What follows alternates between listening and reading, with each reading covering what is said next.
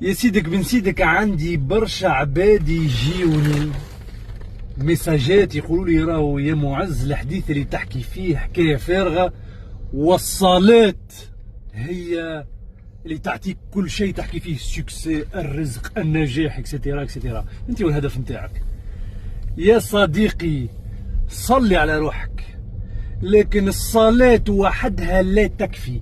تصلي وتنني ما عندك وين توصل، لازمك تصلي وتنتج وتكون ديسيبليني وتواصل المسيرة وتغول وتخدم على روحك وتطور من نفسك، ويمكن هذاك كله لا يكفي.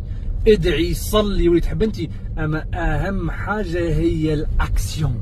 يو تيك اكشنز، خاطر بلاش اكسيون ونظنك تدعي حتى وانت ماسس في الكعبة ما عندك وين توصل.